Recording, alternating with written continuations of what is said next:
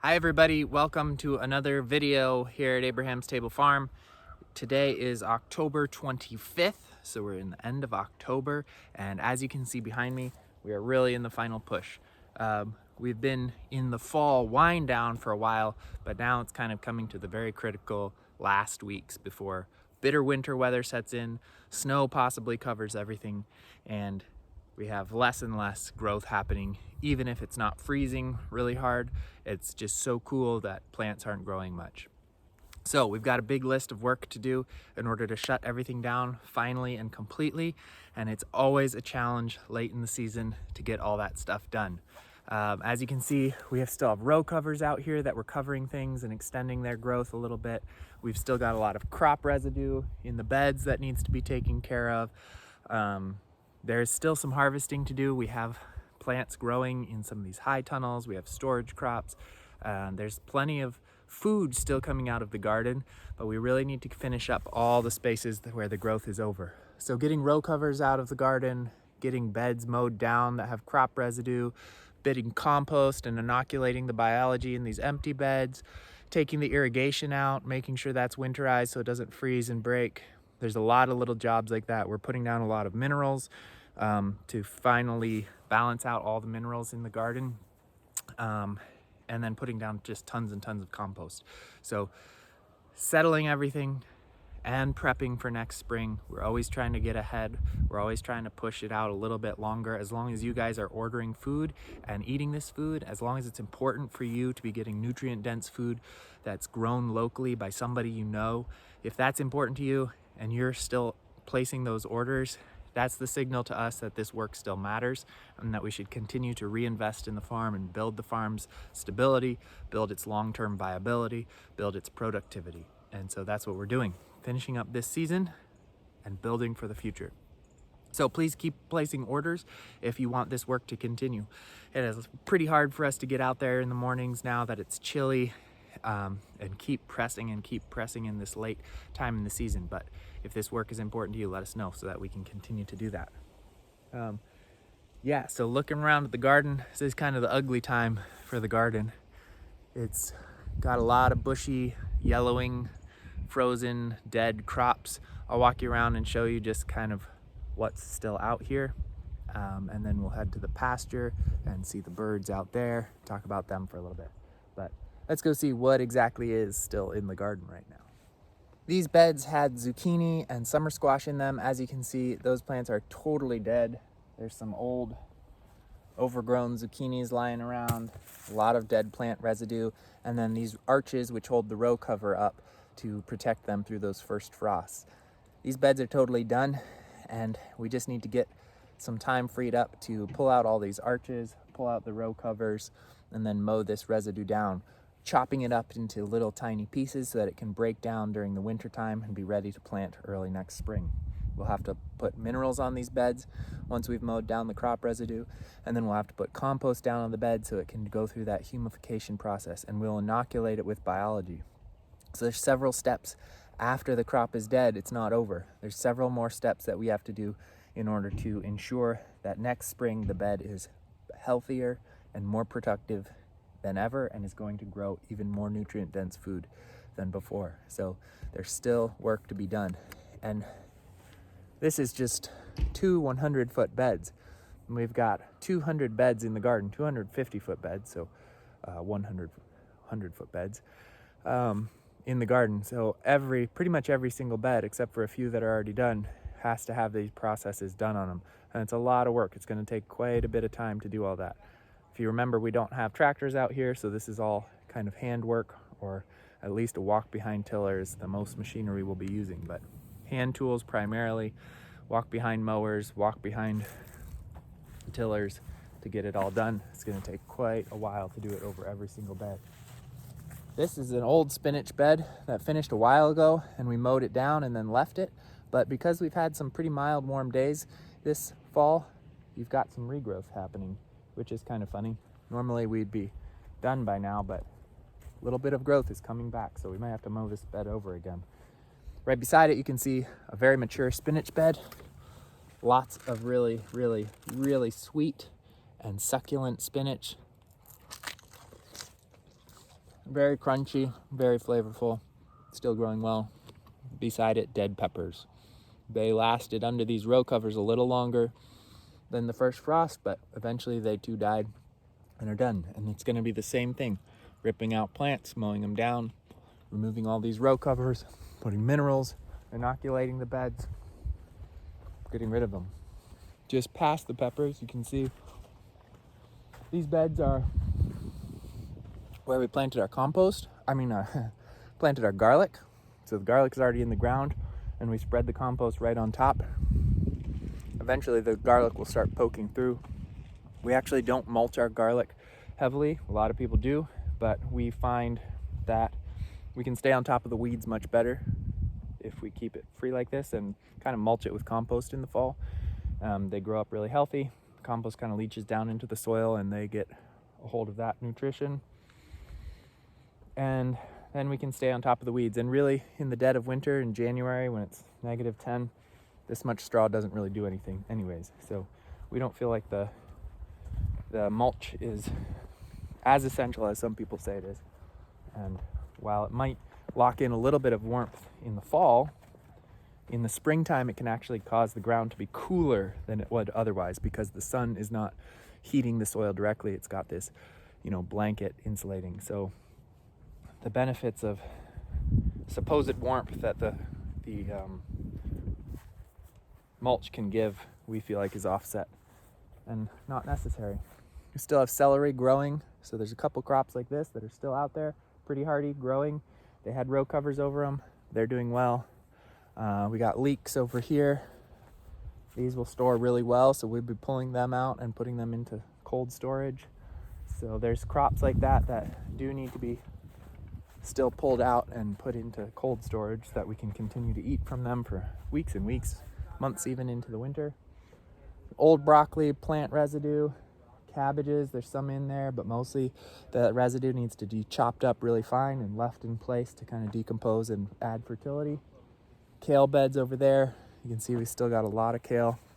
So plenty of crops, plenty of hardy crops like kale, carrots, celery, leeks, cabbage, all to be continue to harvest. But then a lot of dead plants. These are tomato plants, totally dead. Can't really mow them down because of the way they're trellised up. So we'll have to be taking them off their trellises, ripping them out, and then remineralizing, recomposting all these beds in preparation for early spring plantings in these tunnels. Some of the tunnels get a fall planting and extend the harvest into the fall. Some of them are left empty for the earliest spring plantings, way early in maybe even February. We might be putting seeds in here to come up. Here inside one of the tunnels, we've got lots of late fall, early winter greens growing. Salad mixes, baby kales, spinaches, lots of greens still in these protected tunnels. And that's great because greens are healthy and we enjoy eating that fresh taste even late into the winter. So this is how we're extending the season, this and storage crops, allowing us to continue to eat nutrient-dense food from the farm late in the season, even after the growth has really stopped everywhere. So that's the garden. It's not that pretty now. A lot of dead, empty beds, a lot of dying crop residue, a lot of chewing things up with the mower and covering them over with compost, remineralizing, inoculating with biology, getting things ready for next year. But a bunch of big jobs left for us to push through. Hopefully we'll be done around mid-November, usually before Thanksgiving, after the 1st of November, and by mid-November we're really finished out here. And that's good because it can get bitterly cold any day now, really. Late October, early November, it can be really bitter and we can have snow even covering things. So once that comes, we're really done and we have to lock up and get out of here. But we'll see how much we can get done before then. It's the final push before that's over. Let's go see the pasture. Here we are out on the pasture. As you can see, there's still green grass out here, but it is winding down. It's a little chillier at night and grass is stopping its growth.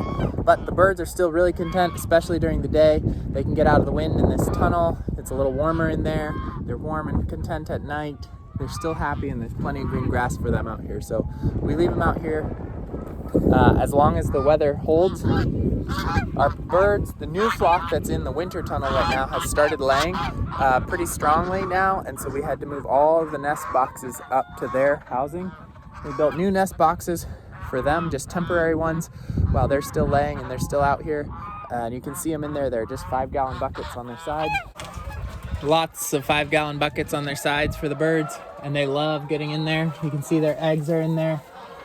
They make little nests and they lay. They're still laying pretty strong. So a lot of people struggle to get their chickens to lay through the winter, but that was something that we worked on really hard this year, was figuring out just what it takes to get a bird to continue to lay through the winter, and we figured it out. So these birds have laid continuously all last winter, and they're still laying well late in the fall here, which is great. It took a lot of careful management of their protein and their daylight and the poundage of their feed, a lot of nuances in that in order to keep their bodies healthy enough to continuously lay eggs throughout the year. So they're doing well, very happy out here on pasture with their guardian geese. No significant predator pressure recently. Everything's going well, but pretty soon the weather's gonna turn and these guys will leave the pasture. The broilers are gone. They fertilized that area over there that's still very green and lush. Their pens are all tucked away for the winter and they're in the freezer. Place your orders for chicken. We got lots of chicken. And that's it. Pasture is getting kind of quiet now. Pretty soon these guys will leave as well. Here I am in the winter tunnel. This is where our birds move after they've been on pasture and the weather is just too inclement. Snow or whatever forces them off the pasture, they come in here. And this is where our young laying flock, the new laying flock, is being raised up, just so that we can give them a little bit more attention while they're coming online and growing out their final days. But they're now laying really well. They've got the nest boxes in here hooked up and deep bedding to absorb their manure and make a clean, dry place for them to live. Lots of sunshine, plenty of warmth. But they're doing really good, laying now almost at 100%. I think the other day we got 220 eggs out of 220 birds. So that's pretty incredible. And that's the case at the beginning of their laying life. They lay really high and then it slowly tapers off over the course of the years. So they're doing well. They seem very healthy, very happy, no stress, and laying lots of great eggs for us. So it's exciting to have a healthy flock coming online, and then the other flock out in the pasture still doing well, and to finally have 2 really healthy, strong flocks of egg layers to produce all those eggs that people are liking. So we've been low on our egg supply for a little while, and we've been limiting them to mostly our members and people who have subscriptions, but now we should have plenty of eggs for everyone. So come get your eggs and lock in a subscription now while the production is there, so that we can prioritize you if and when the production is not adequate for the demand. Happy birds. I almost forgot to mention the apple pressing, which I think I've touched on in our last video. That was about 2 weeks ago. As you know, around here we like to do seasonal feasts and kind of things that are very specific to a particular moment, and October is for apples and apple picking here at the farm. So we had a big day. We had almost 800 apples collected from a lot of friends. We had a bunch of people out to help chopping up the apples, putting them through the grinder to make a mash, straining them and pressing the juice out of them in our press, and then bottling them up into these big glass carboys. So the juice, there's plenty of fresh apple juice at that day, and what's left is now in the carboys in the basement starting to ferment, and that's just a kind of a fun side project for us. It's not really part of the farm. We won't be selling any apple cider, but it's one of those seasonal things that we like to do to mark time passing and to have a little bit of fun. And that's October. November, of course, is Thanksgiving, is our feast, and we're looking forward to that already. And that should come right after the farm is totally done and locked down for the winter. So we will have a lot to be thankful at that time. But it was a fun time, and I'll try to slip in some pictures so you can see that. So that's it for today. As you can see, we're getting to the end of the season. Trees are all bare now, leaves are gone. There's still some green growth close to the ground in plenty of places that are fertile, but a lot of things are dying off and finishing up. We've still got a big to-do list to finish before the end of the season. I listed it out earlier in the video, and you can watch over the next couple weeks as we tick off those items and kind of get things locked in. And keep an eye on the 10-day forecast, because when that snow hits, we're kind of done whether we like it or not. So it's a bit of a race with the weather to finish things before the end of the season and push ourselves. Days like today, when it's sunshiny and it warms up towards the middle of the day, are a lot nicer, but bitter weather is coming and we better be done by then. So stick with us for the next couple weeks while we finish out the season. Keep placing those orders. There's lots of food still coming out of the farm, and get it while it's here, because it will not last. Whether it's the storage crops that will eventually run out, or the fresh crops that are still coming out of the garden, they too will be finished at some point as well. And like I said, lots of eggs now. Lock in your subscriptions. Those help us really understand where the demand is at and plan for our new flocks and make sure that we are growing with the number of people who want this food.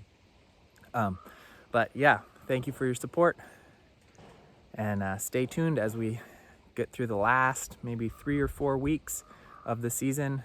Hopefully we will have everything well in hand and finished well right before Thanksgiving, and with any luck, the weather will hold. So stick with us. See you next week in the video, and you can see how much progress we've made. Thanks. See you next time.